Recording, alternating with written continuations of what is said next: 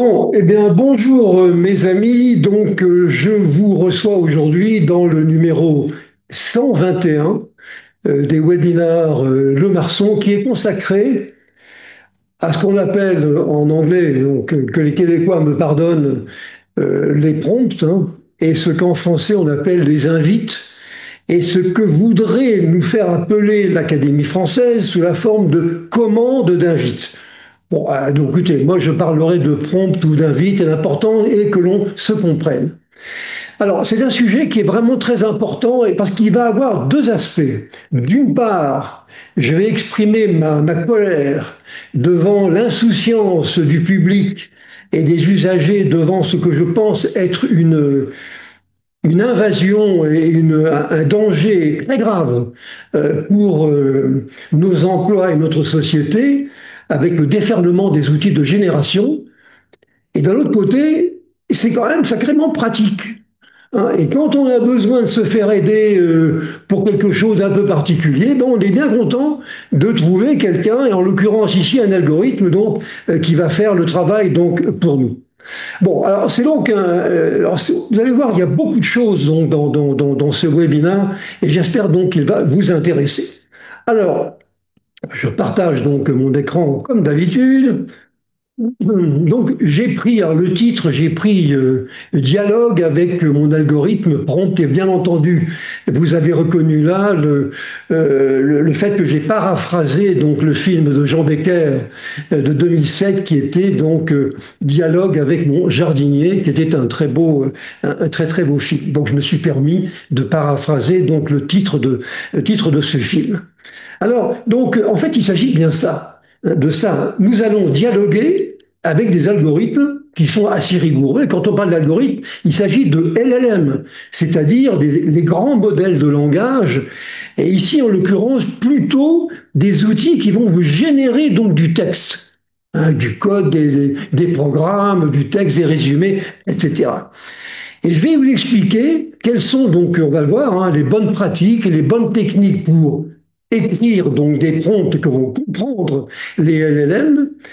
Et puis donc par ailleurs, on va voir comment intégrer finalement l'accès donc ou la génération des prompts dans une application. Il y a des langages aujourd'hui qui permettent de le faire. Il y a même une description XML qui a été créée, qui est sortie il n'y a pas longtemps par Microsoft. Donc c'est tout un monde qui est devant nous, qui, je le dis, concerne plutôt, on va dire, les professionnels dans les entreprises. Les utilisateurs, chez eux, dans leur salon, bien entendu, vont s'en servir, mais c'est moins eux que je vise parce que je trouve que c'est justement là où se situe donc le principal danger. Bien. Alors, comme d'habitude, donc notre sommaire, hein, on va dire ce que c'est donc un prompt, pas prompt, une invite. Hein. Quelle est la structure que moi je vous suggère? Alors, il y en a 36. Hein. Bon, moi j'en propose une qui n'est peut-être pas plus mauvaise que les autres. On va regarder quels sont les usagers concernés, entre les tout à fait débutants, les moins débutants, les accros donc au modèle, jusqu'au Mozart donc du prompt. On va regarder quels sont donc finalement les modèles, les bonnes pratiques d'abord, hein, les bonnes pratiques et quelques recommandations. Il y a un certain nombre de choses qu'il faut savoir et qui facilitent, c'est vrai, le dialogue, non pas avec mon jardinier, mais avec mon algorithme. Et ça, c'est intéressant de le savoir parce qu'on s'en servira ensuite dans les différentes techniques de construction donc de prompts pour être donc mieux compris. On parlera donc de ces modèles de référence. On va faire une analyse donc détaillée et circonstanciée une quinzaine donc de techniques donc de prompts qui vont appliquer plus ou moins bien, on l'espère en tout cas, les bonnes pratiques et recommandations que je vous suggère. On parlera des générateurs de prompts, c'est-à-dire des outils qui vous génèrent donc des prompts et ça vous évite de les imaginer. Entre nous, je n'y crois pas trop parce que ça me fait penser plutôt aux feuilles de style. Pour des programmeurs, une feuille de style, bon, il est relativement compétent et donc capable d'écrire donc une feuille de style. On n'a pas nécessairement besoin d'un générateur pour ça. D'autant plus qu'on va lui reprocher des tas de choses, mais Peut-être que ça peut intéresser des personnes, dans les entreprises entre autres, et donc il existe un certain nombre de générateurs, et vous allez voir, j'en ai utilisé un, dont le prompt sera ensuite soumis à Claude, qui est l'un on va dire l'un des LLM dont je vais me servir ici. Bon, il y a également des langages, hein, on a évoqué un langage donc de description XML, mais il n'y a pas que ça, il y a d'autres langages qui existent, hein, et surtout il y a un certain nombre d'API. Il faut savoir que pratiquement tous les générateurs, tous les LLM proposent une interface, une API qui permet d'intégrer l'accès à leur LLM directement dans votre application. Ils en ont tous une. C'est quelque chose d'assez compliqué. Et j'y reviendrai parce que c'est pas évident du tout, hein. Il y a également, donc, bien entendu, des méthodes et des moyens mnémotechniques et qui me font penser, pour ceux qui connaissent, hein, aux méthodes agiles et en particulier à la méthode Scrum avec en tant que je veux de façon A, hein, pour définir ce que va être un prompt. Ah, ça ressemble un petit peu à ça et je vous proposais même le mien qui est un peu plus folklorique, je vous le dis tout de suite. Maintenant, est-ce que c'est un nouveau métier, la création donc des prompts? Je pense que non. Ce n'est pas un métier, de mon point de vue, mais c'est quand même une compétence et une référence. Tout de suite, pour positionner un tout petit peu donc le sujet et pour voir le déferlement ahurissant de ces outils de génération, d'après OpenAI, donc on va dire le père fondateur avec Sam Altman de ChatGPT, eh bien, il reçoit hein, son outil tous les jours 2,5 milliards de requêtes, ce qui est complètement dément. Et il utilise pour pouvoir répondre, non pas un serveur, hein, mais millions de GPU qui sont des outils qui sont intégrés donc dans les serveurs et qui permettent de traiter d'une manière beaucoup plus efficace les requêtes qui viennent des utilisateurs. Et d'après Sam Altman, il dit, de toute façon, ce n'est que le début, hein, et il va falloir multiplier tout ça par 100 bientôt. Ça veut dire quoi? Ça veut dire que je suis terrorisé par cet envahissement, cet outrisme d'une technologie qui est en train de nous supplanter. Alors ça, je pense que c'est dangereux et on va donc avoir l'occasion d'y revenir. Bien. Donc, nous allons donc attaquer d'abord un prompt, c'est quoi? Un prompt, c'est finalement un bout de texte, hein, en général, hein, et qui est conçu et qui a été conçu pour être envoyé sur donc un grand modèle de langage qui, lui, ensuite, va donc produire ce que vous souhaitez. Et ça lui permet, ce prompt, de fabriquer une réponse. Alors, les modèles de langage sont assez sensibles. Il suffit des fois de changer un mot, d'intervertir deux mots, et on n'a pas la même réponse. Alors ici, on est plutôt concerné par, on va dire, une génération de type texte, hein, mais on peut aussi, donc, de la même manière, appliquer de bonnes techniques et de bons principes de définition donc, des prompts pour générer donc une vidéo, etc. Pas plus tard donc qu'hier, j'ai fabriqué un objet 3D. Hein, j'ai dit dans un texte, voilà ce que je voulais. En une seconde, il m'a fabriqué un petit objet 3D avec notre logo dessus. Et puis comme ça ne me suffisait pas, je lui ai dit, écoute, maintenant il faut me fabriquer 10 petites, on va dire, 10 cheminements de ce petit logo, hein, de ce petit personnage. Alors je veux une fois qu'il se retourne, une deuxième fois qu'il se mette à sauter, etc. Ça m'a pris 2 secondes. Et je dispose de cet outil. Alors, c'est peut-être pas forcément l'idéal lui-même, mais là, en tout cas, la philosophie de l'affaire, c'est que je n'ai pas eu besoin des graphistes pour faire ce travail. Je l'ai donc fait absolument indépendamment. Et c'est ça que je trouve absolument terrifiant, c'est que finalement, sans s'en rendre compte suffisamment, on est en train de préparer le chemin pour nous remplacer. Et ça rejoint des choses que j'ai déjà dites lors de ces webinaires, c'est que, en fait, l'ambiguïté que nous vivons actuellement dans notre société, que ce soit au Canada, que ce soit en France ou en Europe, c'est pareil, c'est qu'on est à la recherche de la réduction du temps de travail. Alors les syndicats, tout le monde veut réduire le temps de travail à condition de ne pas toucher donc au salaire. Mais le problème n'est pas là. Avec des outils tels que des outils de génération dont on parle maintenant, eh bien, on va devoir trouver du travail. Parce que le travail va être divisé par 5, par 10. Or, comme je l'ai déjà dit, une société dans laquelle les gens n'ont plus que 10% d'activité est une société explosive. Donc c'est au contraire, plutôt que de dire il faut réduire le temps de travail, au contraire, il faut l'augmenter, chercher quelque chose. Bon, tout ça, on va dire en préambule, finalement, des technologies donc de prompt. Je vous l'ai dit, hein, il y a deux aspects, hein. Il y a un côté terrifiant dans la mesure où je vois arriver une société qui ne me convient pas, et d'un autre côté, c'est quand même très pratique aujourd'hui, au moins pour nous aider donc à dégrossir le sujet. Bon, c'est pour ça que j'en parle. Alors maintenant, les prompts, c'est pas d'aujourd'hui, hein. Depuis que l'on a des écrans et on discute avec une machine, on a un prompt. Alors avec du temps de MS-DOS, on le voit ici sur cet écran. C'était ces deux points avec le caractère plus grand, et à côté, on tapait des choses. C'était déjà un prompt, hein. Linux, comme c'est indiqué donc ici, de la même manière, on a aussi des prompts. Donc c'est quelque chose qui existe depuis très très longtemps. Mais là, maintenant, on parle de prompt. Je suis obsédé par prompt, moi. On parle de prompts qui sont personnalisables et adaptés à un LLM qui va me générer quelque chose que j'attends.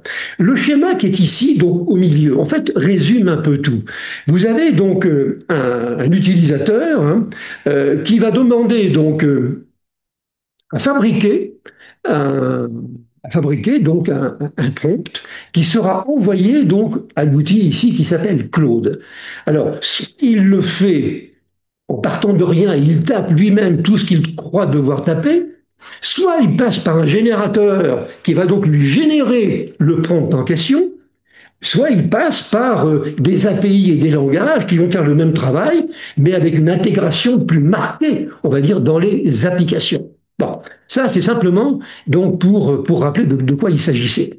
Alors, moi, j'insiste toujours là-dessus parce que je vous dis, je suis quand même inquiet, donc je rappelle un peu donc pourquoi il faut quand même se méfier donc, de ces outils.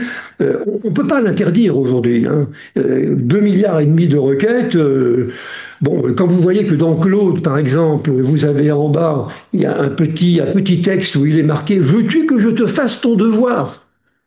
Veux-tu que je te fasse ton devoir? Non, mais ça va pas la tête, hein. J'ai pas demandé ça. Je demande simplement une aide, mais pas un remplacement. Donc c'est quand même, à mon sens, donc extrêmement donc inquiétant. Maintenant, les outils tels que Claude, ChatGPT, Gemini, etc., sont quand même des outils assez complexes. Et donc, pour pouvoir tirer parti de leur fonctionnalité d'une manière optimale, on a intérêt à ce que le prompt lui-même soit optimal. Et là, je pense qu'on a quand même effectivement besoin d'aide, hein. Bon. Sinon, on va rester toujours à la lisière de ce qu'on aurait dû faire. Vous voyez, on aura fait quelque chose, ça nous impressionne, mais on peut faire quand même beaucoup mieux. Donc, mon objectif, il est un petit peu donc ici. Et je rappelle une chose que je rappelle à chaque fois, parce qu'elle est vraiment importante. Ces outils de génération vont vous donner des résultats. Je lui demande, puisqu'on va parler beaucoup de mécanique quantique et de réchauffement climatique, je vais lui demander c'est quoi la liste des gaz à effet de serre. Ça, il va me le donner tout de suite. Je vais avoir ma liste. Mais c'est pas ça qui est important. Ce qui est important, c'est comment on fait pour aller rechercher et trouver la liste des gaz à effet de serre. Comment je fais pour les trouver? C'est ça qui est fondamental. C'est le chemin pour à parcourir, et non pas la connaissance elle-même. Sinon, bon, vous allez avoir la liste, mais vous n'allez pas comprendre que le principal gaz à effet de serre, c'est que la vapeur d'eau. Ce n'est pas le dioxyde de carbone, par exemple. Bon, vous voyez, donc il faut quand même se méfier de tout ça. Moi, je pense qu'il y a un danger mortel, hein, c'est qu'on perde les pédales avec tout ça. Et je suis désolé de voir que nos dirigeants, quels que soient les pays, ne comprennent rien au sujet, mais rien du tout, hein, et ne se rendent pas compte du tout de ce qui se passe avec une prise de pouvoir, non plus d'un pays, mais des GAFAM. Parce que derrière tout ça, vous avez OpenAI, vous avez Microsoft, vous avez Google et vous avez les autres.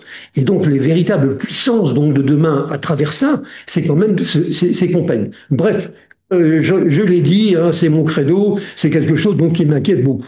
Ça concerne qui? Alors, j'ai ici décrit finalement 5 catégories donc d'utilisateurs. On peut en trouver d'autres, hein, mais de ce que j'ai pu voir, soit chez moi, soit dans mon entreprise, soit chez mes clients, en gros, on a des gens qu'on peut appeler des novices débutants. Bon, ils ne savent pas très bien donc ce que c'est. Ils tapent des choses. C'est pas optimum, mais ça donne des résultats quand même. Parce qu'on remarquera que les LLM sont d'une politesse exquise. Quand je fais un prompt de qualité, il me dit c'est intelligent. Oui, donc voilà, donc il y a des débutants hein, qui sont très contents de ce qu'ils ont. Ensuite, vous avez les gens à qui on a fourni des bibliothèques.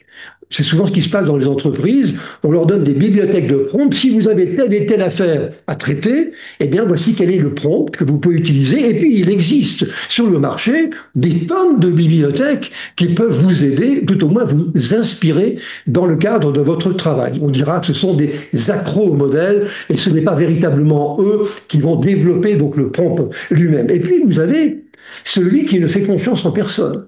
Il ne connaît rien, il est débutant, mais il le fait lui-même. Alors vous avez les débutants pour ça, hein, qui ne veulent pas mourir idiots et qui veulent se faire la main sur la fabrication des prompts qui effectivement peuvent être relativement folkloriques dans certains cas. L'usager courant, c'est celui quand même qui a une petite expérience donc du sujet, qui généralement est habitué à un LLM bien précis qui répond d'une manière efficace à son problème.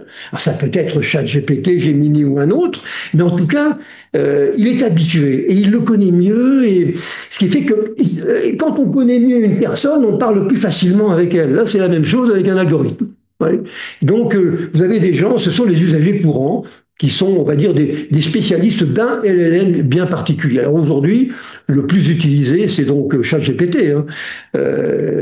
Et les prévisions qui sont faites par Sam Altman sont absolument sidérantes. Hein. Quelque chose qui dépasse absolument l'entendement. Et puis vous avez les Mozart du prompt. Alors eux vous fabriquent donc des prompts avec des invites absolument exceptionnels. Ils ont passé 6 mois pour en écrire un, mais alors il est très efficace, il ne consomme pas beaucoup d'énergie, il utilise au mieux donc les références, les fonctionnalités qu'il va trouver dans le LLM. Vous avez des gens comme ça, de même qu'il y a des fous furieux des tableurs Excel avec des gens qui écrivent des formules absolument faramineuses. Vous avez des fous furieux des feuilles de style. Ben, on a aussi donc des fous furieux donc du prompt. Ouais. Simplement pour positionner un tout petit peu, donc, on va dire, le paysage des usagers. Alors, quelle est la structure des prompts que je vous propose? Alors, vous en trouverez beaucoup hein, sur le marché de ces propositions. Moi, je vous suggère donc une structure qui pourrait être celle-ci. Alors, vous les voyez à gauche de votre écran, avec un certain nombre de mots-clés. La question. Alors, la question, c'est ce qu'on appelle des fois une directive, c'est la motivation du prompt. Pourquoi je fais ce prompt hein, la motivation. Ensuite, vous avez le rôle. On s'adresse donc au LLM, à l'algorithme, on lui dit tu es ceci, tu es professeur de physique, tu es utilisateur. Vous voyez, on lui dit tu es ceci, on lui donne un rôle. Bien. Ensuite, on va lui donner des instructions, on lui dit ce qu'il faut faire. Donc il peut en avoir un certain nombre, et moi, j'aime bien découper d'une manière assez fine, de manière à ce qu'il n'y ait pas d'ambiguïté. À partir du moment où on englobe, on met trop de choses dans une instruction, c'est la porte ouverte donc finalement au recouvrement, vous voyez, donc, vous voyez, aux mauvaises compréhensions. On a un certain nombre d'instructions comme ça, et on lui dit, voilà ce que tu vas faire. D'accord? Bon, vous avez ensuite donc le contexte. On lui dit, je suis dans une entreprise qui travaille dans le domaine des travaux publics, des chantiers sur les routes. Vous lui dites un peu le contexte. L'idée qu'il y a derrière ça, c'est que on essaie de ne pas encombrer le prompt par des données et des informations qui sont inutiles, mais par contre, on veut lui donner des choses qui l'aideront finalement donc à être beaucoup plus efficace. Vous voyez, donc il est possible que le contexte, mais c'est pas obligatoire. Hein, et peut-être que le contexte va donc nous l'aider à être plus efficace. Et puis alors, on peut lui donner des exemples. Un certain nombre d'exemples qu'on pourra lui indiquer, et on va terminer par des contraintes. Alors, par exemple, ici, donc, voilà une structure que vous pourriez imaginer. La question, c'est donc préparer un cours sur les mathématiques nécessaires à la compréhension donc de l'intelligence artificielle. Le rôle, tu es, on le tutoie, hein, professeur donc de physique. L'instruction 1, c'est précise la structure chronologique du cours. Ça, c'est pas ambigu. L'instruction 2 précise les prérequis pour suivre le cours. Et l'instruction 3 donne le détail de chacune des têtes de chapitre. Bon, ça paraît, et ça marche, hein, en plus. Le contexte ici, c'est que tu interviens dans une université francophone dont les cours sont ouverts au personnel d'entreprises associées. Ah, il y a des choses qui sont importantes là-dedans. Il y a le mot francophone, il y a associé, il y a quand même des choses qui peuvent donc, disons, faire tilter l'algorithme et dire, tiens, ça, c'est important. Bon. Alors, les exemples que l'on peut donner, qu'on peut lui donner, par exemple, pour bien comprendre l'intelligence artificielle, il faut avoir des connaissances en calcul matriciel et en calcul tensoriel. Il faut avoir des idées, ça c'est donc l'exemple numéro 2, on pourrait mélanger, mais bon, là je ne l'ai pas fait, hein, espace vectoriel et également une base de données vectorielle. Et puis comme contrainte, le cours sera effectué in situ, donc en présentiel. Contrainte numéro 2, la durée du cours ne dépassera pas 4 heures. Et contrainte numéro 3, il est impératif que chaque terme technique soit expliqué. Pas question de se cacher derrière des termes complètement ambigus. Bon, voilà un exemple. Hein. Maintenant, vous pouvez parfaitement imaginer une structure qui vous soit plus adaptée. Peut-être que le contexte sera inutile et qui correspond en fait véritablement donc à vos besoins. Bon, quelques bonnes pratiques. Alors avant d'aller voir les techniques, on va regarder un certain nombre de bonnes pratiques.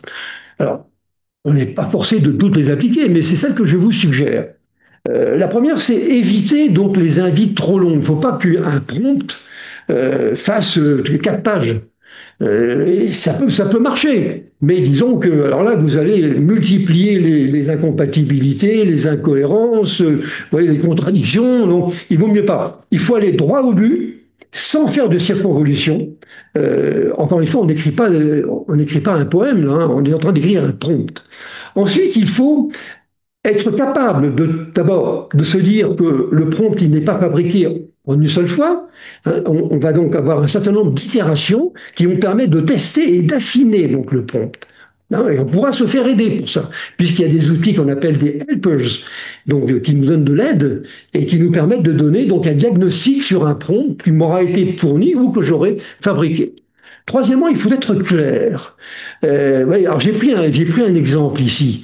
Expliquer. Alors, si vous pouvez éviter ça, donc expliquer la différence conceptuelle entre la perception philosophique euclidienne d'un prompt avec celle issue de la mouvance libertaire et agricole, mais néanmoins occasionnelle, d'une invite visuelle universelle, vous n'avez rien compris, moi non plus, et l'algorithme non plus. Donc il ne faut pas. Il faut faire des choses qui soient claires. Et la plupart des scientifiques, d'ailleurs, le disent, le plus difficile, c'est de faire des choses qui soient simples, claires et explicables. Donc, encore une bonne pratique. Quatrièmement, exprimez-vous l'impératif. Ce n'est pas faire injure donc au LLM et à la planète entière que de tutoyer donc l'algorithme en question. Donc je vous ai mis ici une liste de verbes que l'on peut utiliser. Ça va traduire, compare, explique, analyse, etc., etc. Éviter encore une fois l'imparfait du subjonctif. Parce que d'abord, on ne sait même plus ce que c'est. Hein, et ensuite, ça risque quand même de brouiller un peu les pistes. Ensuite, ne pas traîner dans le choix de la réponse, parce que souvent, dans le processus de fabrication d'un prompt, vous avez donc des étapes, des itérations. Mais si vous en êtes à la 144e version, dites-vous bien que c'est peut-être pas l'outil qui est bon, qui est pas bon, c'est peut-être que vous n'avez pas bien formulé la question. Vous voyez, donc la fameuse directive. Donc il faut à un moment donné donc s'arrêter, soit on repart à zéro, soit on décide et on fait un choix. Ensuite, avoir une compréhension minimale du sujet à traiter. Alors, moi je pense que c'est nécessaire. Hein. C'est pour ça que j'ai pris des exemples ici qui sont volontairement des exemples scientifiques. Donc, entre autres, la mécanique quantique. Mais il faut quand même faire la différence entre un ordinateur quantique ou le principe d'Heisenberg avec une couvée de chats ou de petits lapins. C'est pas la même chose. Donc il faut quand même avoir un minimum donc de connaissances, sans pour cela être nécessairement un expert là-dedans, mais quand même comprendre donc un minimum. Sinon, comme je vous l'ai mis ici, on ne pourra plus exercer notre droit de, on va dire, de contestation de ce qui est produit, parce que les outils de prompt et les générateurs, des fois, vous donnent des choses qui ne sont pas très bonnes, hein, donc on va pouvoir contester. Ensuite, il faut d'abord bien comprendre les mécanismes des LLM. Je vous disais il y a un instant que dans la pratique, on s'aperçoit que les gens qui, qui font usage des prompts très fréquemment, en général, sont des spécialistes d'un LLM, ChatGPT, Gemini ou autre. Ils le connaissent très bien. Vous voyez, donc, et ils sont donc beaucoup plus efficaces. Donc, on est bien informés donc, de ces mécanismes. Le tutoiement, donc, il est conseillé, hein, je vous l'ai dit, donc très bien. Alors, il y en a d'autres. Hein. Euh, L'idéal aussi, ce serait de s'exprimer en anglais. Alors, je sais que du côté de Montréal, il n'y a aucun problème. Par contre, en France, c'est un petit peu moins le cas. Hein. Surtout pour ma génération, bon, qui est moins à l'aise. Pourquoi on dit ça? C'est que si on peut s'exprimer directement en anglais, ça évitera donc à l'outil de fabrication donc, du prompt de faire une mauvaise traduction. Tout simplement, les traductions ne sont pas toujours d'une rigueur et d'une beauté insoutenable. Hein. C'est souvent pas terrible. Bon. Ensuite, ne pas être esclave de la linguistique. On n'est pas en train, encore une fois, d'écrire du Shakespeare. Donc on n'est pas, c'est pas ça. On va pas respecter donc la grammaire. Et quant au complément d'objet direct, eh bien, ils peuvent se le garder. Hein. Je veux dire, ça m'intéresse pas. Donc la linguistique peut être utile, mais si vous travaillez par exemple avec plusieurs pays, je veux dire, c'est assez difficile quand même d'être spécialiste de la linguistique de toutes les langues. Non, c'est pas évident. Donc, ne pas être esclave. S'appuyer aussi sur des bons principes pédagogiques et de communication. Un prompt, au fond, c'est un moyen de communiquer. Alors, bien sûr, c'est avec un algorithme, mais c'est quand même de la communication. Et il faut faire preuve de pédagogie. Toujours se mettre à sa place. Essayer de dire, ah là, je suis trop compliqué. Là, je suis en dehors du sujet. Là, il va pas comprendre. Vous voyez, toujours faire preuve donc de pédagogie. Ensuite, proposer et tester des formats de réponse différents. On n'est pas, même si ce sont des outils qui sont plutôt orientés, on va dire, vers du texte, on pourrait très bien demander à fabriquer autre chose, un tableau Excel, des choses comme ça. C'est tout à fait donc envisageable. Donc, multimédia, et on peut envisager, et on le regardera. On regardera quel sera peut-être celui qui sera le plus efficace et le plus pertinent pour nous. Ne pas hésiter à décomposer le problème quand il est trop vaste. Explique-moi la mécanique quantique. Pas possible. Par contre, on peut lui dire, ça sera, mettons, la directive, et il faut lui dire, voilà, d'abord, on va parler du principe de superposition. Ensuite, on va parler du principe de Schrödinger, la simultanéité donc des états. On va parler de ceci et cela. Il faut quand même déjà un tout petit peu le guider. Donc, lorsqu'un sujet est trop vaste, il faut absolument le découper, mais il vous aidera de toute façon à le faire. Ne pas utiliser des termes techniques qui sont trop compliqués, trop spécifiques. Alors, j'ai pris ici l'exemple du bit 14, du PSW 32 bits. Parce que figurez-vous, il y a quelques années, on avait des machines 32 bits et il y avait un mot d'état qui caractérisait le fonctionnement instantané de la machine. Alors donc on testait le bit 14 ou le bit 17 pour savoir si la machine tournait, ne tournait pas. On testait le fonctionnement de la machine. Mais personne ne sait ce que c'est. Donc c'est pas la peine d'utiliser des termes que personne ne va comprendre. Bon, ne pas utiliser des termes ambigus. Hein, à double sens ou avec des formulations qui sont vagues. Si vous le faites, c'est comme si vous faisiez des prompts trop longs, vous êtes certain absolument d'aller, à mon avis, d'aller dans le mur. Il faut être positif. Bizarrement, les LLM n'aiment pas les aspects négatifs. Si vous dites je suis terrorisé par le réchauffement climatique, c'est pas bon. Parce qu'il va se focaliser sur cet aspect négatif. Il faut donc être positif. dans la mesure donc du possible. Ne pas écrire, par exemple, comme je l'ai indiqué ici, pour ne pas subir le sort du Mélomis de Bramble Cay, qui est effectivement donc une réalité hein, qui a disparu à cause du réchauffement donc, climatique, liste les précautions à prendre pour limiter les conséquences. Il ne va pas aimer. C'est une approche qui est donc négative. Il faut toujours essayer d'être positif. Et enfin, ça, ce sont donc les bonnes pratiques. Après, on va voir les techniques. Hein. Éviter donc les contradictions. Alors, pour ceux qui s'expriment en français, éviter donc les oxymores. Je rappelle que les oxymores, c'est l'alliance de deux mots contradictoires. Douce violence. Intelligence et Trump, il y a des choses qui vont pas ensemble. Bon, pardonnez-moi s'il y a des fans de Trump parmi vous, mais c'est simplement pour prendre l'exemple, il faut avoir un petit peu d'humour, voyez. Ou alors ce qu'on appelle donc les chiasmes. Les chiasmes, c'est le rapprochement de deux énoncés en mode dit AB, BA. Par exemple, un pour tous, tous pour un. On inverse. Il vaut mieux l'éviter. Voire, mettons, des antithèses en utilisant deux mots opposés, par exemple, que l'on soit pour ou contre, il faut choisir. Et il n'a pas aimé. Hein. Donc on va essayer d'éviter, et ce sont des choses qui sont très fréquentes, bien entendu, dans la langue française, mais également donc, en anglais, hein, c'est évident. Donc voilà un certain nombre de bonnes pratiques.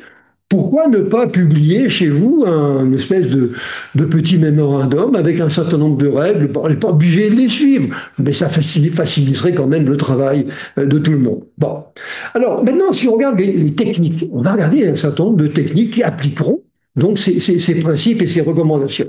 Alors, il y a des termes très anglophones là-dedans, qui ne sont pas très évidents d'ailleurs à traduire en français, mais je fais confiance à mes amis canadiens parce que eux, ils vont le faire. Hein. Alors, je vais vous présenter une quinzaine donc, de techniques de génération, donc, disons, d'un objet à partir d'un prompt. Je vais fabriquer un prompt directement, c'est moi qui le fais, soit en me faisant aider par un générateur, une API ou un langage. Et donc, on va voir quelles sont les techniques hein, qu'il faut utiliser pour que le LLM soit donc efficace. Alors, il y en a toute une série, il y en a donc certains qui sont plus simples que d'autres. On va les passer donc en revue si vous le voulez bien. Alors, d'abord, ce qu'on appelle le zéro prompt. Alors là, c'est le plus simple de tout. C'est la technique la plus simple que d'ailleurs utilisent la plupart des débutants. Hein. La question qui est posée, elle est épurée. On ne précise pas le contexte, ni l'auteur de la demande. On ne donne pas d'exemple. Exemple, rappelle il y a un R de trop là. Ce qu'est l'histoire du chat de Schrödinger. Ah, c'est très précis. Et donc, ça, c'est la réponse qui est ici, elle m'a été fournie effectivement par ChatGPT. Et il a répondu, l'histoire du chat de Schrödinger est une expérience de pensée imaginée en 1935 par le physicien autrichien Schrödinger. Elle vise à illustrer le caractère paradoxal de la mécanique quantique lorsqu'on tente de l'appliquer. Schrödinger a dit, le chat, il est vivant, il est mort, il est en bonne santé, et en plus, il est malade. Et le tout en même temps. Bon, il faut l'accepter. Et donc, voilà, j'ai posé une question qui est extrêmement simple. Autre manière de m'exprimer, ce qu'on appelle le one-shot prompting. Là, cette fois-ci, je vais fournir un exemple. Par exemple, je dis, la mécanique quantique est utile pour comprendre la structure de l'atome, précise en quoi elle explique aussi ce qu'est un ordinateur quantique. Et il m'a répondu. C'est une réponse exacte, ça. Réponse faite par ChatGPT. Alors, vous pouvez modifier. Alors, je n'ai donné que le début de la réponse, parce qu'en fait, la réponse, elle est beaucoup plus, elle est beaucoup plus précise que ça. Oui, ça, c'est la réponse donc du LLM. Bon. Autre exemple, le few shot. Few shot, là, on fournit plusieurs modèles. Ce sont des modèles qui ne traitent pas nécessairement donc du même sujet, mais ça permet de voir éventuellement des relations de cause à effet. Par exemple, la génération des véhicules autonomes électriques réduit le nombre d'accidents. Le réchauffement climatique est dû aux infrarouges piégés par la couche de gaz à effet de serre autour de la Terre. Hein. Quelle sera la température moyenne de la Terre donc, en 2100? Et ça, c'est la réponse qu'il m'a indiquée. Donc, je donne, si vous voulez, donc plusieurs modèles, et il va pouvoir argumenter sur, vous voyez, différents modèles. Le prompt séquentiel, on décompose les requêtes, ça correspond d'ailleurs à une bonne pratique, des requêtes complexes en requêtes élémentaires. Alors, on dit ici, quels sont les gaz à effet de serre, indique pour les principaux leur contribution donc au réchauffement climatique. Et il m'a pris tous les exemples. Alors, ça commence par le dioxyde de carbone, il aurait pu parler d'ailleurs de vapeur d'eau, etc. Et il argumente. Donc ma requête, bon, ma question, elle est quand même, elle n'est pas très compliquée, mais elle est bien comprise donc par mon LLM. Je continue. Les prompts comparatifs, on demande au modèle LLM de comparer différents aspects donc d'un même sujet. Ici, compare les contributions au réchauffement climatique des pays développés, États-Unis, Canada, France, Chine, etc. Et il m'a répondu exactement ce qu'il en était. Ouais, donc j'ai un même sujet, mais avec différents aspects. Ici, ce sont les pays qui sont différents. Il y a également le prompt qui est reformulé, reformulation donc de la question. On demande au modèle ici de reformuler une question si la nôtre ne lui convient pas. Par exemple, je lui dis explique-moi le fonctionnement d'une machine quantique. Alors ça ne lui a pas plu du tout parce que c'est trop compliqué. Et il m'a proposé un autre prompt qui est indiqué ici, donc en vert, hein, la question qui est reformulée donc par le modèle. Alors à mon avis, elle est beaucoup trop compliquée. En tant qu'expert en physique et informatique quantique, votre tâche est d'expliquer, etc., etc. Bon, tout ça, ça vient du fait qu'il y a excès, on va dire, de détails, alors que moi, dans ma question, il n'y en avait pas assez. Ma question était quand même beaucoup trop générale. Ou alors, on a des prompts également sur différents scénarios. On propose différents scénarios et on regarde leurs conséquences. Exemple, Trump va augmenter donc les tarifs douaniers de 30 à 50% de tous les pays. Quelles seront les conséquences sur la fabrication des véhicules automobiles en Allemagne et sur la production de gaz de schiste au Canada? Précis, vous voyez, donc on regarde différents scénarios. Incorporation de feedback, ça aussi c'est quelque chose qui peut être très utile. On rappelle certaines réponses qui ont déjà été faites. Et donc de manière à pouvoir affiner les suivantes. Par exemple, tu as indiqué que les gaz à effet de serre donc, ont un impact fort sur le dérèglement climatique. Précise ce qui se passerait si l'activité industrielle s'arrêtait dans les 3 plus grands pays industrialisés de la planète. Vous voyez, tu as déjà dit quelque chose, maintenant réponds à cette question en tenant compte de ce que tu as déjà dit. On parle d'incorporation donc de feedback. Ce qu'on appelle le prompt par autocohérence, c'est une méthode qui consiste à, on va dire, à proposer plusieurs réponses pour un même prompt et à sélectionner la plus intéressante. Et donc, on a un prompt, mais le LLM va répondre donc de plusieurs manières différentes. Exemple, une ville intelligente est constituée donc de l'assemblage de technologies connectées et modélisées. Il nous faut choisir entre optimiser la circulation automobile et optimiser la consommation d'énergie. Argumente pour les deux choix. Vous voyez, j'ai présenté donc les deux possibilités, argumente pour les deux choix.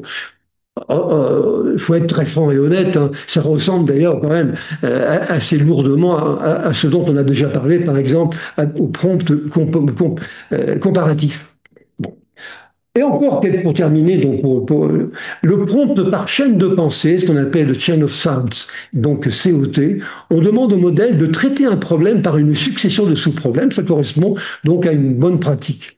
Hein, alors ici, j'ai demandé, on constate des effets délétères de l'économie des terres rares sur la santé et l'environnement, détaille ces effets en commençant par l'extraction des terres rares, voyez, on décompose, puis la séparation chimique avec les autres roches, puis le raffinage et leur intégration dans la production d'autres produits, éoliennes, cellules photovoltaïques, etc. C'est clair, hein, on va décomposer. Bon. Le prompt par arbre de pensée, là on envisage plusieurs types de raisonnements pour un même problème, ça ressemble un peu à ce qu'on a dit, hein. Pour limiter la contribution des véhicules à carburant fossile au réchauffement climatique, compare les 3 solutions, autonomie des véhicules, alors l'autonomie des véhicules, hein, les véhicules tout électriques ou la limitation de la circulation à certaines tranches horaires. Ouais. Bon. Le prompt par chaîne de pensée multimodale, c'est-à-dire avec donc plusieurs natures de données pour un même thème, indique la consommation d'énergie fossile dans les 10 pays les plus industrialisés de la planète. Tu affiches les résultats dans un tableau à 2 colonnes, suivi d'un commentaire explicatif vocal et d'une vidéo de moins de 30 secondes qui rappelle les injonctions de la dernière COP. Vous savez, ces trucs qui servent à rien là. Bon, c'est précis. Hein, et là, vous avez donc ce qu'on appelle la chaîne de pensée. Hein. Bon. Le prompt par génération augmentée, là on améliore la réponse par des apports supplémentaires, ça peut être des bases de données, des documents donc, qui seront donc imposés, et on va dire, d'après le dernier rapport sur l'intelligence artificielle, avec ici la référence, synthétise les conséquences sur l'emploi en Allemagne, aux USA, au Canada et en France. Le prompt par rôle, on indique le rôle que devra endosser le modèle, ça on l'a déjà dit dans les bonnes pratiques. Exemple, je suis élève en secondaire dans un lycée, précise les conséquences négatives qu'auront les équipements numériques sur mon activité scolaire. Et enfin, donc, prompt émotionnel, on précise dans la question le ton émotionnel que doit adopter le modèle dans sa réponse. Je suis croyant convaincu et je m'inquiète du comportement irresponsable des êtres humains, guerre, consommation, etc. Propose-moi un texte catastrophe de 300 mots maximum que je vais envoyer à tous mes correspondants pour leur faire peur. Bon, quand vous avez relu 2 ou 3 fois toutes ces choses-là, finalement, vous allez retenir 5 ou 6 trucs, pas plus. Mais vous allez avoir en tête peut-être simplicité, découpage, et puis ça sera votre doxa. Vous n'allez pas tout appliquer, mais ça peut simplement vous donner des idées. Et si vous retenez 5 éléments, ben vous n'aurez pas perdu votre temps, croyez-moi, car c'est à ça qu'il faut aboutir. Donc voilà quelques techniques donc de prompting. Ça, c'est lorsque vous allez fabriquer donc des prompts que vous soumettez donc à des LLM et qui vont vous répondre d'une manière la plus intelligente et la plus circonstanciée donc possible. Maintenant, on voudrait intégrer la génération des prompts ou l'accès au LLM dans les applications. Alors, il y a 3 possibilités. C'est ce que montre ce schéma. Sur la partie gauche, vous avez donc énormément d'API qui permettent donc d'accéder au LLM directement dans une application écrite en Python, en JavaScript, en tout ce que vous voudrez en Java. Et donc, pratiquement tous les éditeurs aujourd'hui qui sont derrière les LLM propose ce genre de choses. Mais tout à l'heure, je vous disais que c'était compliqué. C'est vrai. Parce que quand vous regardez par exemple un outil tel que Claude ou Llama, par exemple. Et Llama, vous avez tout un tas de versions. Et ces API ne seront pas nécessairement compatibles avec toutes ces versions. Et pour certaines d'entre elles, ce sera carrément incompatible. Pour d'autres, il y aura une restriction dans les fonctionnalités d'usage. Et donc, c'est quelque chose de très compliqué. Et ça, par contre, c'est du domaine de ce qu'on appelait autrefois l'ingénieur système. Hein, celui qui va vous aider un petit peu à vous y retrouver. Je ne pense pas que ça soit tellement dans notre domaine à nous, utilisateurs, mais c'est vraiment celui donc, des ingénieurs système. Ensuite, vous avez les générateurs, mais je vais revenir là-dessus. Hein. Simplement, je dégrossis donc le sujet. Donc les générateurs, vous en avez donc en gros de 2 types. Hein. On peut même parler de 3 types.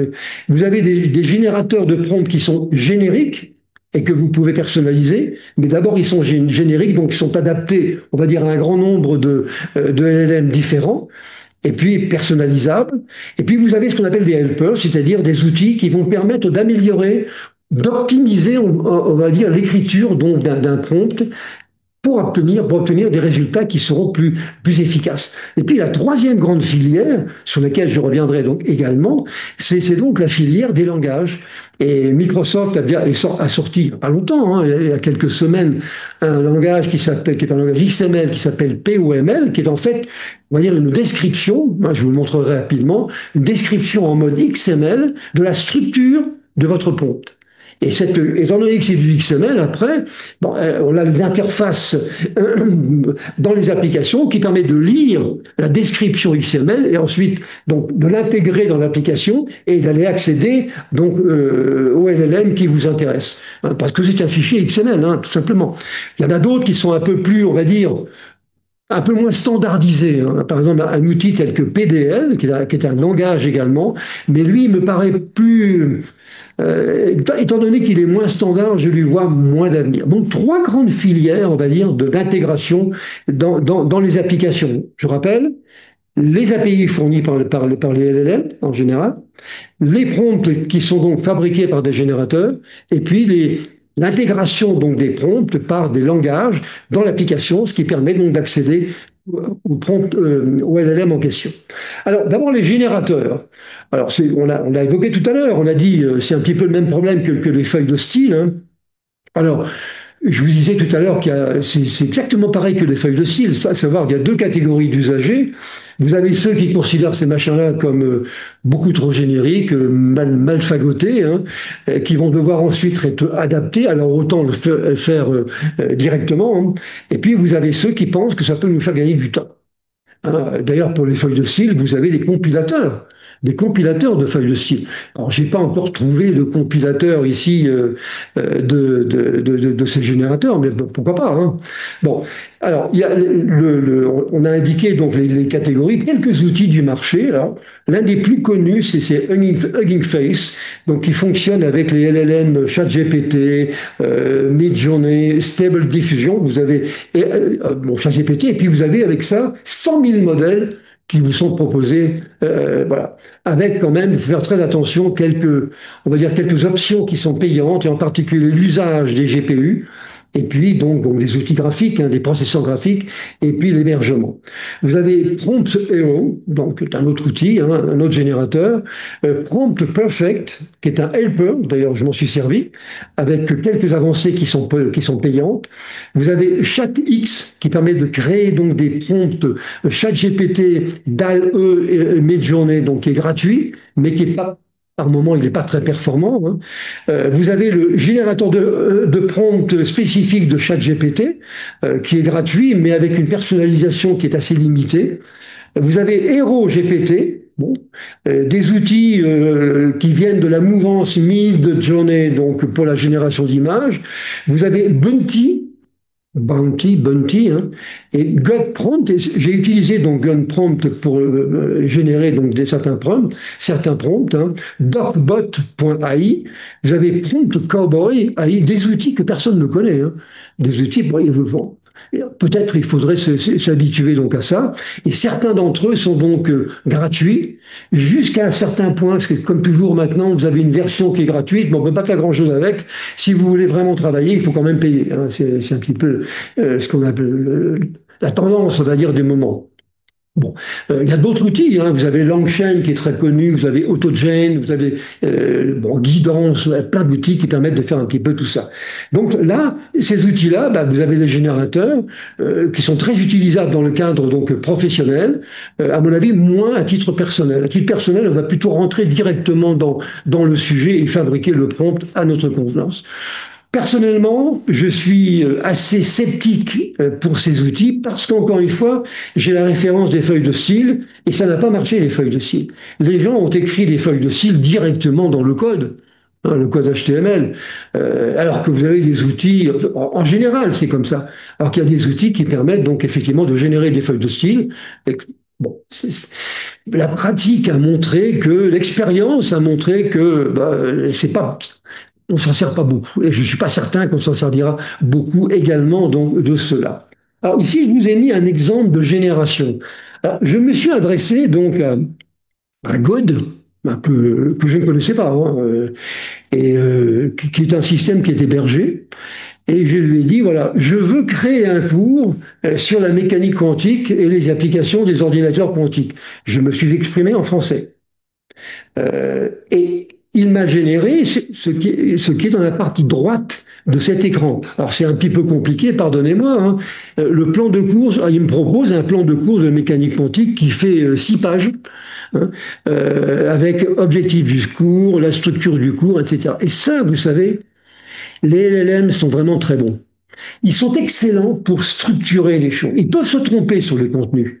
Par contre, sur la structuration, avec 2 ou 3 itérations, vous avez quand même en général quelque chose qui tient véritablement la route. Ça, alors là, j'en suis très convaincu. Et une fois que j'ai eu ce prompt, Je me suis adressé donc au LLM Claude, pour lequel j'ai donc un abonnement, et je lui ai dit voilà un prompt. Maintenant, propose-moi donc un plan complet donc sur la mécanique quantique. Alors là, il m'a sorti 10 pages uniquement avec les têtes de chapitre, hein, dans lesquelles il m'a détaillé tout ce qu'il fallait savoir sur la mécanique quantique avec des modules de manière très très précise. Vous voyez, là, j'ai fait finalement le cheminement que vous pourriez très bien faire vous-même, à savoir, j'ai un problème, donc une directive et une question que je vais poser. Je vais donc faire générer un prompt par un outil, je viens de vous en montrer donc une douzaine qui existent sur le marché. Je prends le prompt et je le soumets ensuite à mon LLM préféré, ici en l'occurrence avec Claude. Et les résultats sont quand même bluffants. Mais attention, ils sont bluffants dans la structuration. Je suis beaucoup moins convaincu sur le détail du contenu. D'abord, il y a des erreurs. Ensuite, il n'est pas à jour. Ensuite, il peut être orienté, on dit qu'il a des biais. Et donc, je suis moins convaincu. Par contre, sur la structuration, alors là, c'est imparable et imbattable. J'ai fait l'expérience également, j'ai écrit un livre sur l'intelligence artificielle qui va être disponible donc bientôt.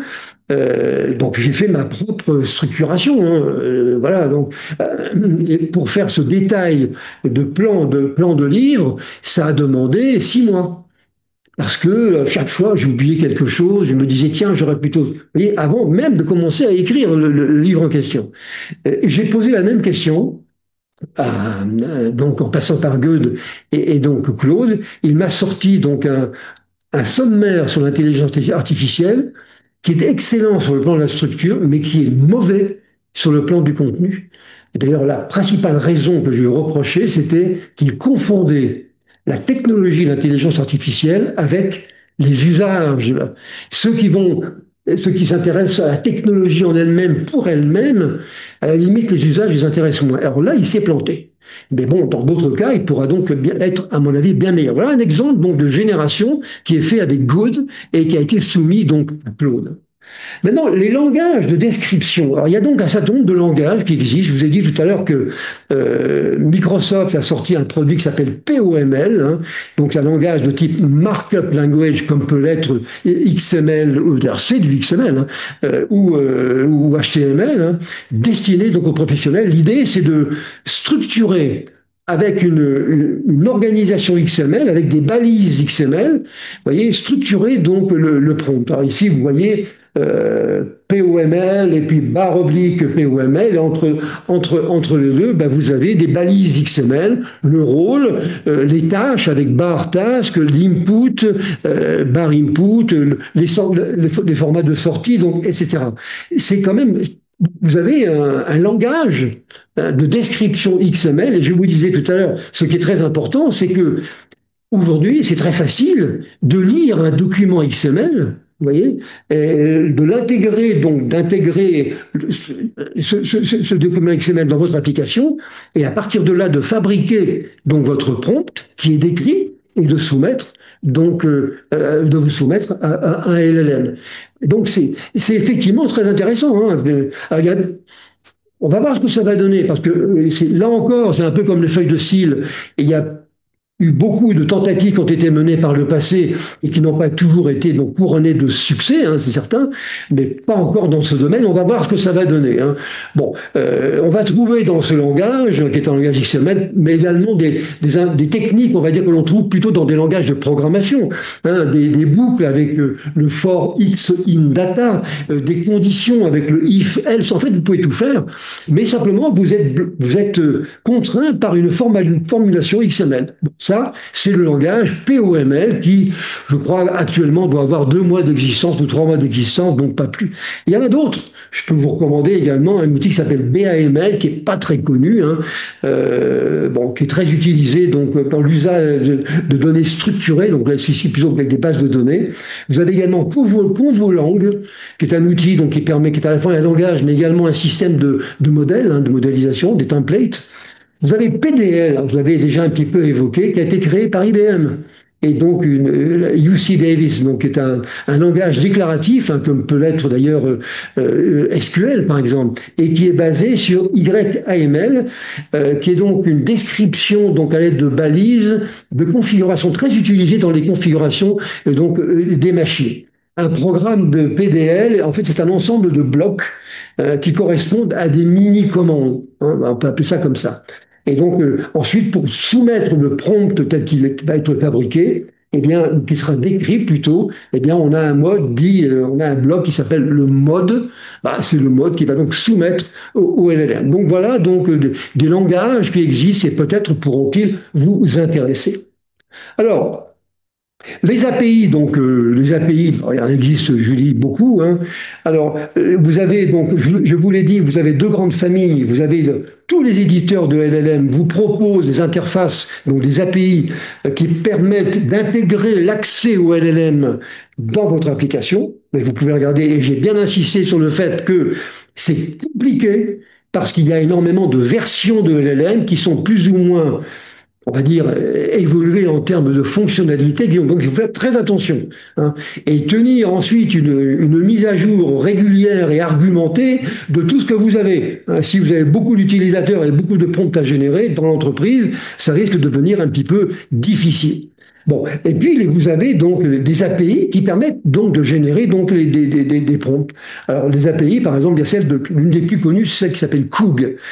Coog, qui est une API qui génère en Kotlin. Alors Kotlin, c'est un langage qui a été écrit par la compagnie JetBrains, qui est un langage qui est remarquable, hein, et qui a l'avantage d'être, alors qu'il soit écrit d'ailleurs en Kotlin ou en autre chose, c'est pas ça qui est important, mais bon, c'est sa caractéristique quand même, et il est multi-LLM, c'est-à-dire qu'il peut donc se connecter à un grand nombre de LLM donc, différents. Bon, vous avez celui-là. Et puis vous avez par exemple Promptogen, qui est une API Python qui fait partie de la même catégorie, hein, donc de génération, avec ici sur la droite, vous avez deux exemples, hein, avec celui d'OpenAI, donc la génération du texte à partir d'un simple prompt, vous voyez comment ça s'écrit. Et puis en dessous, vous avez celui de Prompt2Gen, donc un autre donc outil. Voilà, donc là, c'était pour OpenAI, c'est celui qui est le plus haut. Et dans l'exemple qui est en dessous, vous avez une classe qui s'appelle Your Text LLM, qui est conçue pour exploiter n'importe quel LLM, donc elle est générique. La connexion courante, l'identité donc du LLM, elle est précisée par la méthode generate underscore by your text LLM. Voilà. Donc ça, ce sont des exemples. On ne va pas rentrer dans le bidouillage donc du codage aujourd'hui, mais c'est pour vous montrer qu'il y a aussi des API, donc entre autres celles qui sont fournies par les éditeurs donc de LLM. Bon, alors il y a encore deux petites choses dont je voudrais vous parler. Il y a également des moyens mnémotechniques, alors qui me rappellent, comme je vous disais tout à l'heure, finalement les méthodes agiles. Et donc, vous en avez, bon, il y en a trois principales plus la mienne. Hein. Alors, vous avez la méthode qui s'appelle QQOQCP, pas se tromper. Hein. Alors, Q, c'est le groupe ou les participants. Le quoi, c'est l'objectif du prompt. Ou, c'est le contexte réel ou virtuel. Le quand, c'est la durée ou l'échéance qui est prévue. Comment, c'est la méthodologie à appliquer. Et le pourquoi, c'est la motivation du prompt derrière l'objectif. Ce qui a évidemment une conséquence sur la structure du prompt que vous obtiendrez. Voilà une méthode. Hein. Une autre méthode, c'est RCT. Là, vous n'indiquez que le rôle, le contexte et la tâche. La méthode SCQR, situation, complication, question, réponse. La situation, c'est la situation du contexte, hein, la situation courante. La question, ça décrit l'objectif, ça ne change pas. La réponse, c'est ce qu'on attend et les résultats donc que l'on veut obtenir. Voilà, et puis vous avez la méthode également, ce que j'appelle moi la méthode QQ, donc le marçon, hein, qui et quoi, qui est très simple. C'est vraiment, on peut utiliser dans beaucoup de cas.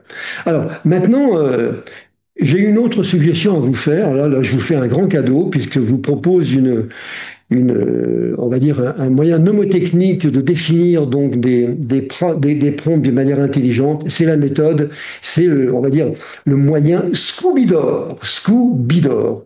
Alors le S c'est pour nouveau système à installer dans le TI. Le C, c'est pour les contraintes techniques. Le O, c'est pour organisation et management. Le U, c'est pour utilisateur. Tout ça, ça va être précisé, hein. Donc, c'est simplement un moyen mnémotechnique. Donc, il ne faut pas oublier de. B, c'est pour business, donc la nature de l'activité courante, couverte, etc.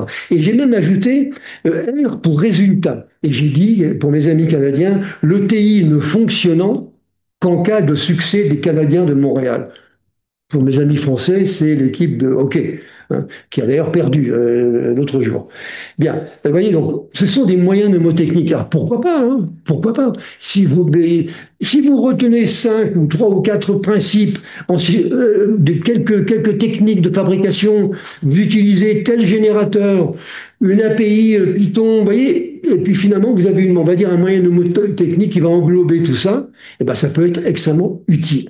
Bon, maintenant, la dernière question, est-ce que c'est un métier ou pas? Alors moi, je pense que non. Alors, dans la littérature, dans ce que l'on voit un peu partout, on vous dit si, c'est un métier, maintenant il faut y aller. Et je pense que c'est pas vrai, parce que je crois qu'il faut d'abord, il faut pas confondre métier avec savoir-faire et expérience de manipulation, ça reste quand même quelque chose de relativement trivial.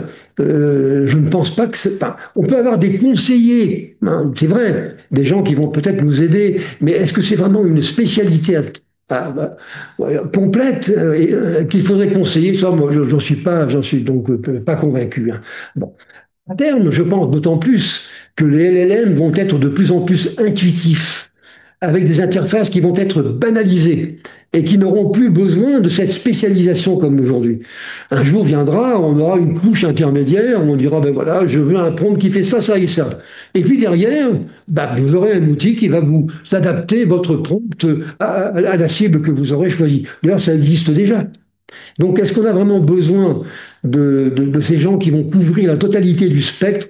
J'en suis pas vraiment convaincu, hein. J'ai fait une petite comparaison ici avec les véhicules. Les véhicules, autrefois, il fallait tout connaître, le démarreur avec la manivelle, enfin, après, il fallait tout savoir, hein. Bon, être capable de démonter le moteur, maintenant, plus du tout. On change de voiture n'importe comment et pratiquement, c'est la même chose. Enfin, en gros, hein.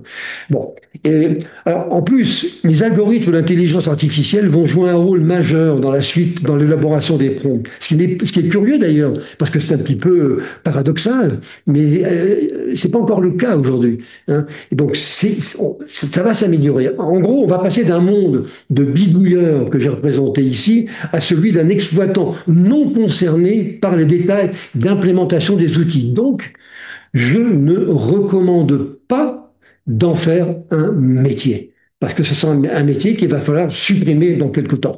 À horizon, allez, entre 5 ans et 10 ans. Et c'est de demain matin, hein. Donc je pense que plutôt que d'investir dans ce créneau nouveau, je pense que les responsables de TI devraient plutôt diffuser la bonne parole, hein, sur une base qui serait commune et partagée donc par l'ensemble des gens dans l'entreprise. Voilà ce que je voulais vous dire, parce que j'ai 1 heure pour parler de tout ça. Alors, nous publions donc chez nous dans Le Marson donc un gros dossier sur ce sujet. Il sera disponible, je crois, c'est prévu pour lundi, un truc comme ça. Et la présentation telle que je vous ai faite, elle sera disponible en principe dès ce soir sur notre site et donc en principe demain matin sur notre chaîne de télévision YouTube. Je vous recommande de nous rejoindre également le vendredi prochain. On va parler de programmation des réseaux, un webinaire que nous avions décalé il y a quelque temps sur IBN, hein, IBN, N pour Network. Ensuite, le 28 novembre, vous aurez également la tokenisation et embedding. C'est là comment on fait pour découper des objets, des images, des vidéos, des textes, et comment on fait pour enregistrer ces éléments dans une base de données vectorielle, ce qu'on appelle la tokenisation et embedding. Voilà donc ce que je voulais donc vous dire sur ce sujet. Oui, c'est pas évident, hein, c'est pas évident, mais bon, faut pas non plus s'affoler, hein, c'est pas quelque chose d'insurmontable. Bon, il y aura, il y a 5 personnes qui travaillent sur les prompts. Pour un même élément, il est très probable qu'on aura 5 philosophies ou religions différentes. Bon, ça, c'est quelque chose qui est assez classique. Voilà, chers amis, ce que je voulais vous dire. J'espère que ça vous a intéressé. D'ailleurs, je crois que oui, puisque vous êtes tous là encore, donc c'est quand même un signe. J'espère vous retrouver donc prochainement donc sur notre webinar, hein. Il y en a beaucoup, hein. On a enfin, la liste des webinars qu'on a prévus est faite jusqu'à la fin juin maintenant. Donc on sait exactement où nous allons. Vous allez voir, il y a des sujets qui sont quand même sacrément intéressants. En attendant ça, merci beaucoup pour votre attention et j'espère donc vous retrouver nombreux la prochaine fois. Merci.